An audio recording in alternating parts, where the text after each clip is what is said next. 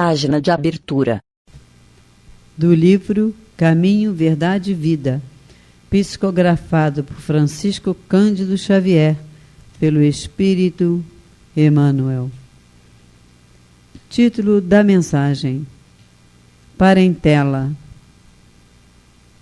E disse-lhe: Sai de tua terra e dentre a tua parentela, e dirige-te à terra que eu te mostrar.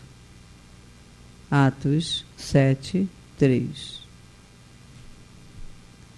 Nos círculos da fé, vários candidatos à posição de discípulos de Jesus queixam-se da sistemática oposição dos parentes com respeito aos princípios que esposaram para as aquisições de ordem religiosa.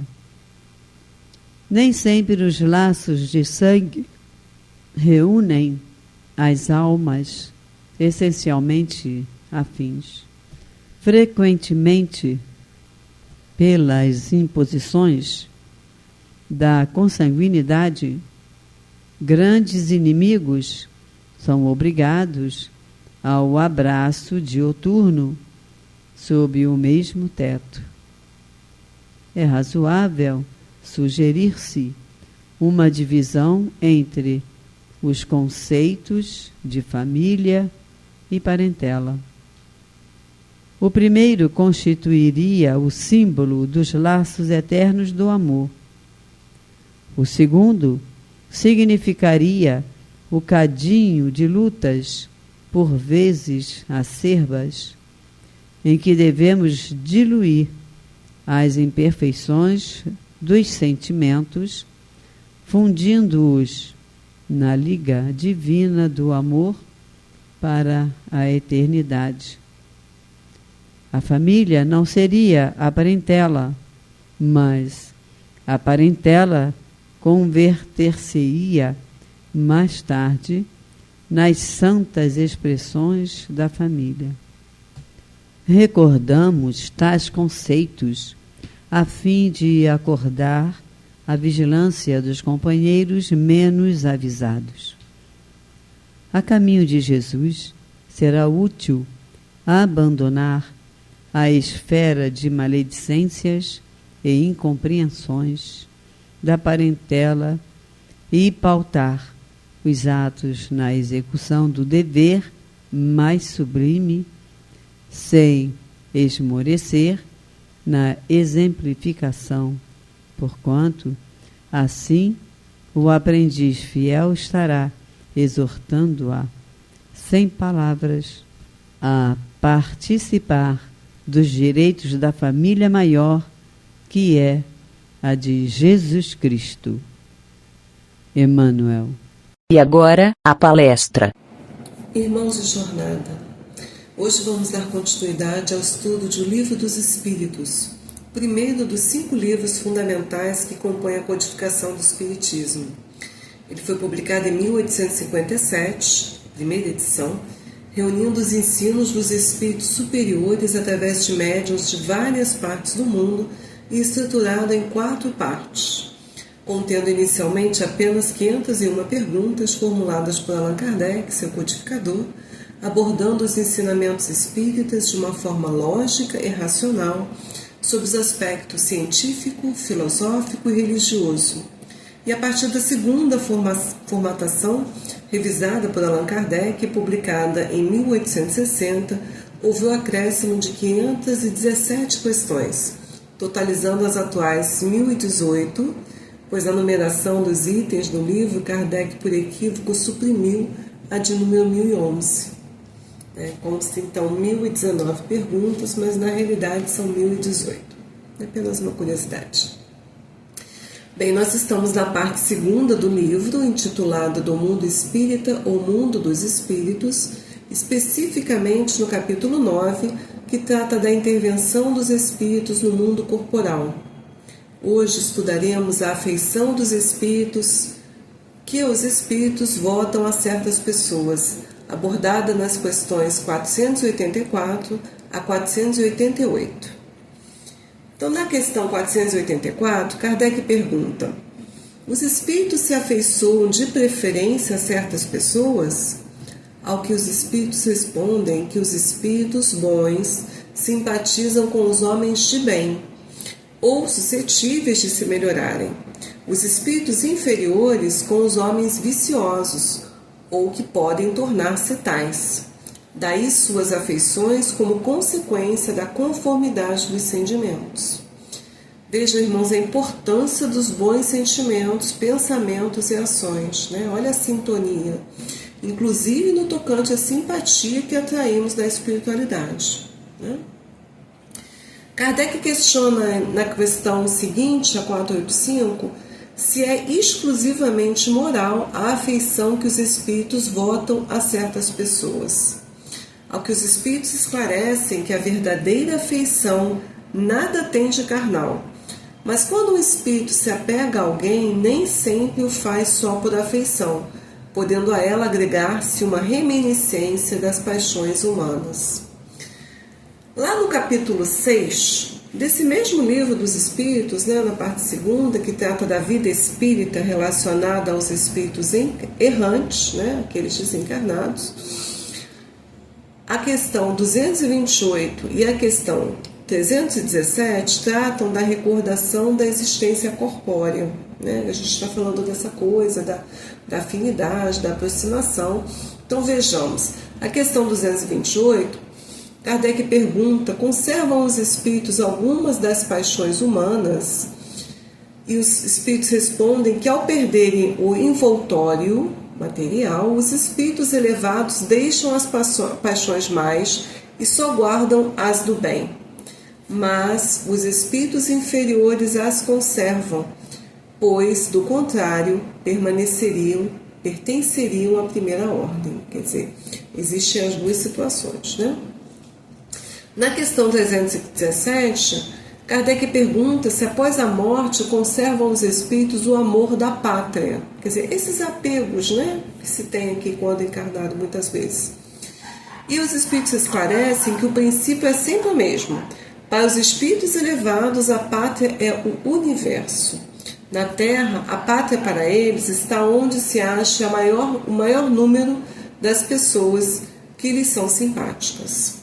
E aí tem uma explicação no sentido de que as condições dos espíritos e as maneiras por que veem as coisas variam ao infinito, de conformidade com os graus de desenvolvimento moral e intelectual em que se achem, né? Isso a gente percebe, inclusive enquanto encarnados, né? Os espíritos vulgares constituem a massa da população invisível do globo terráqueo e conservam quase que as mesmas ideias, os mesmos gostos e as mesmas inclinações que tinham quando revestido do envoltório corpóreo. Metem-se em nossas reuniões, negócios, divertimentos, nos quais tomam parte mais ou menos ativa segundo seus caracteres. Não podendo satisfazer às suas paixões, gozam na companhia dos que a elas se entregam e os excitam a cultivá-las. Entre eles, no entanto, alguns mais sérios, que veem e observam para se instruírem e aperfeiçoarem. Lembremos-nos de que a Terra é ainda um planeta de provas e expiações, né? Nós ainda estamos a caminho da regeneração. Então, a maior parte dos habitantes desse globo, né, daqueles que estão encarnados e também dos desencarnados que estão ainda unidos, digamos assim, atraídos pela Terra, não é de espíritos elevados, né, de primeira ordem, segunda ordem. São espíritos ainda que têm muito o que evoluir moralmente, intelectualmente, mas em especial moralmente, como todos nós, né? Kardec então questiona, voltando para o estudo, né, de hoje, a sequência, a questão 486, Kardec pergunta se os espíritos se interessam pelas nossas desgraças e pela nossa prosperidade, e se os que nos querem bem se afligem com os males que padecemos durante a vida, porque nós passamos realmente por muitas tribulações, né? Dada, voltando a afirmar, tratar-se de um orbe de provas e expiações, né? Então ainda prevalece o sofrimento, né? A tristeza, enfim, nós temos momentos de alegria. Os espíritos esclarecem que os espíritos bons fazem todo o bem que lhes é possível e se sentem ditosos, felizes com as nossas alegrias. Afligem-se com os nossos males quando os não suportamos com resignação. Percebam, não é apenas com o mal, mas o mal, ele é parte integrante da nossa encarnação aqui na Terra, pela nossa ainda pequena evolução, ele é necessário ainda. Mas, quando nós conseguimos suportar com resignação, isso não preocupa os espíritos que nos acompanham, né, para o nosso bem. Porque nenhum benefício, quando nós não suportamos os males que nós passamos com resignação, nós não temos nenhum benefício com eles. Assemelhando, em tais casos, ao doente que rejeita o remédio amargo que o há de curar. Quer dizer, o remédio muitas vezes é desagradável, mas ele é necessário, né? Lá no Evangelho segundo o Espiritismo, no capítulo 5, intitulado Bem-aventurados os aflitos, itens 12 e 13 relacionam os motivos de resignação, os quais destacam os seguintes ensinamentos. Eu aconselho, quem puder, tiver um tempinho, ler o capítulo inteiro, né, dos Bem-aventurados aflitos. Mas a gente vai destacar aqui agora, que a gente não tem tanto tempo, né? Que Jesus, ao afirmar a bem-aventurança dos aflitos, né, ele diz, por que ele dizia que bem-aventurados os aflitos? Porque eles serão consolados. Ele elucidava a existência da compensação para os que sofrem com resignação. Não era para qualquer pessoa que sofria, não. Para aquele que sofria com resignação, com entendimento, com fé. Na medida em que as dores desse mundo são o pagamento da dívida, muitas vezes, que as nossas passadas faltas nos fizeram contrair, né? Olha aí a expiação. Pode ser uma prova só, mas pode também ser uma expiação, né, decorrente de nossos atos, em outras vidas ou nesta vida ainda, né, que nós tenhamos provocado. Motivo pelo qual, se suportadas pacientemente na Terra, essas dores nos poupam séculos de sofrimentos na vida futura, esclarece o Evangelho. A semelhança de um devedor de avultada soma, a quem é facultada a possibilidade de quitar o seu débito ante o pagamento à vista de uma pequena parcela ao credor, de forma que aquele se sentiria feliz por suportar toda espécie de privações para se libertar da dívida, né? Quer dizer, fazer um sacrifício para poder ficar livre da dívida, pagando apenas uma pequena parte do que deve e agradeceria seu credor pela oportunidade. Da mesma forma, nós devemos buscar fazer com Deus, né? Agradecer sempre, porque se nós estamos passando por algum problema, por mais sério que ele seja, certamente Deus, que é Pai de misericórdia, né, muito acima da justiça, mas é Pai amoroso, benevolente, que sabe o quanto nós conseguimos aguentar, né, não dá o frio maior do que o cobertor.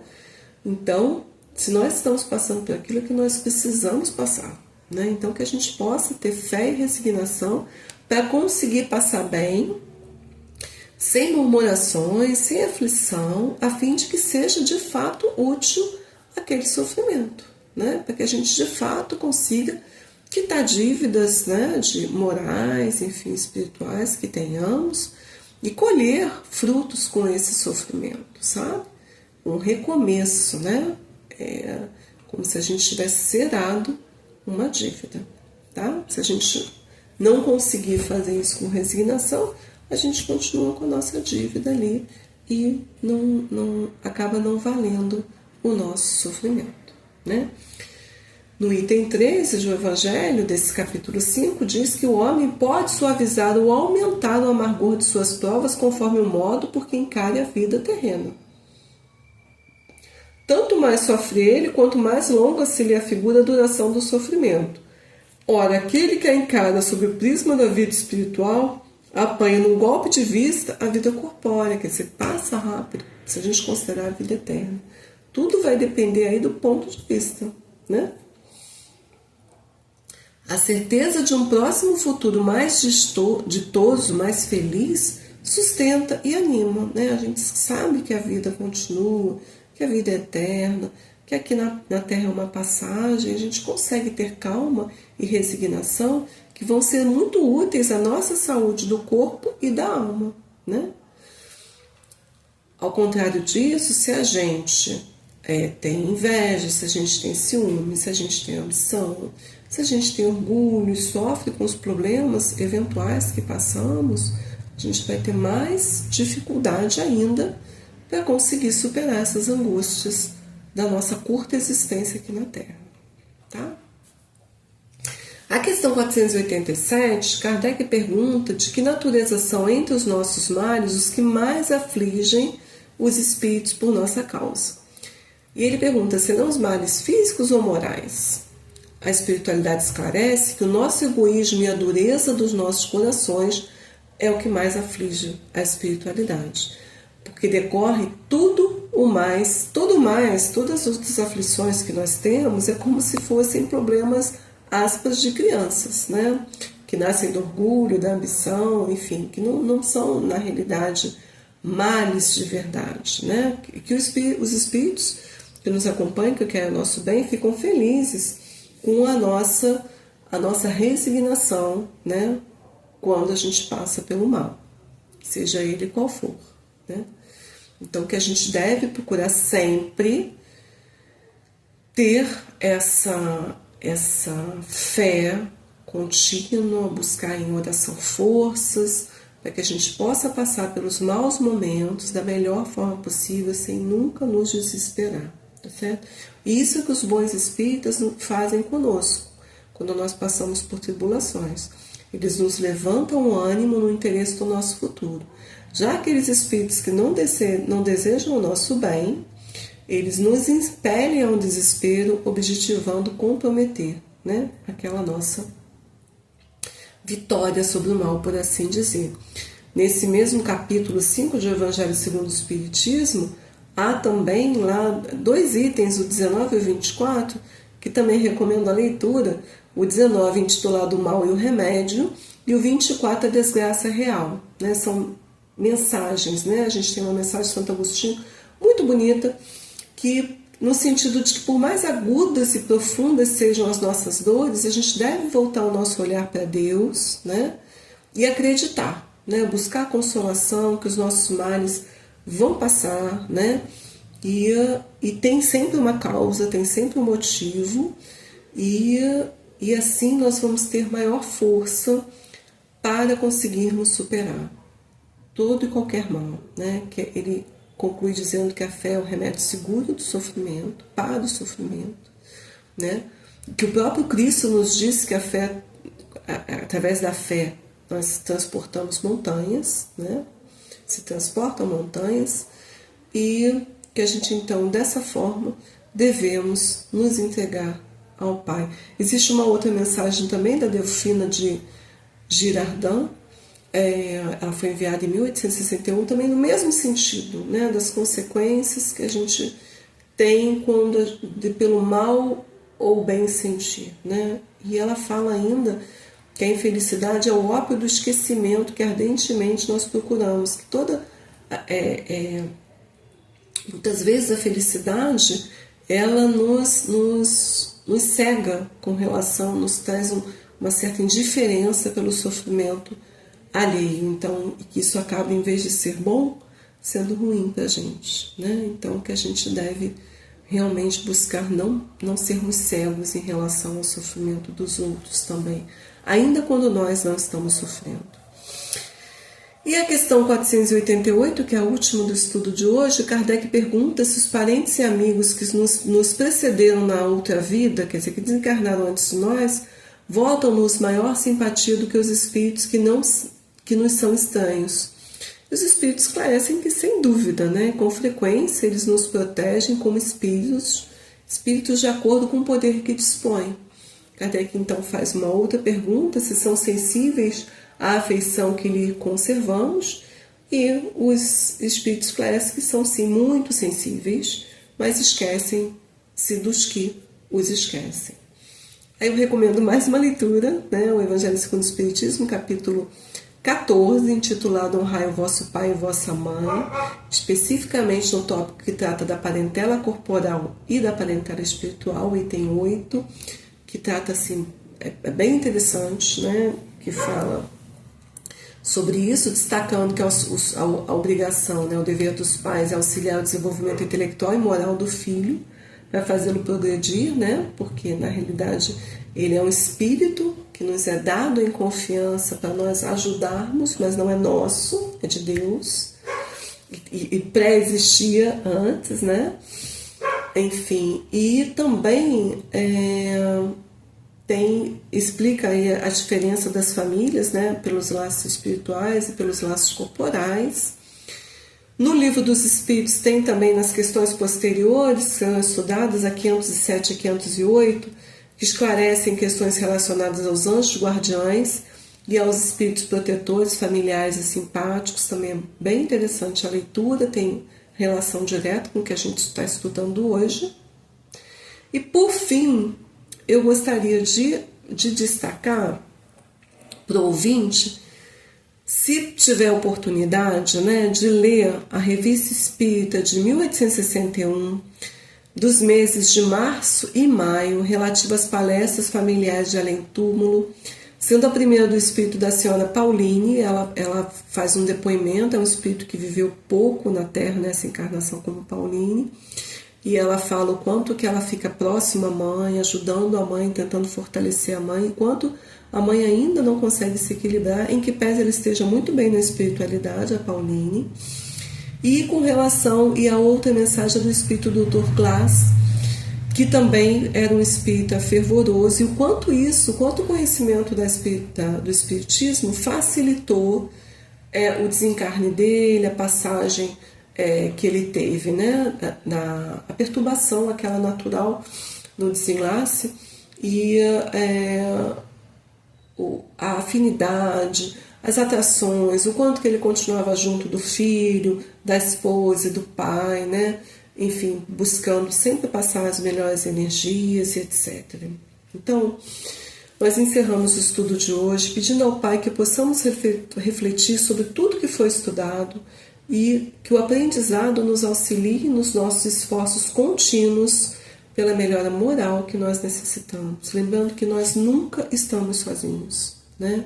Que a gente está sempre assistido, que a gente está sempre com os espíritos ao nosso lado, que a sintonia que nós tivermos, que nós mantivermos, se elevada ou se baixa, vai atrair espíritos com a mesma vibração, né? Então que a gente possa sempre buscar oração, músicas boas, pensamentos bons, livros, leituras boas, para que a nossa sintonia esteja o maior tempo possível elevada, tá certo? E que todo mal passa, tudo é passageiro, que a gente possa ter sempre resignação e fé, lembrando que o objetivo dessa encarnação, né, da nossa encarnação, é de fato a nossa evolução e que Deus nos dá todos os recursos necessários para isso, tá certo?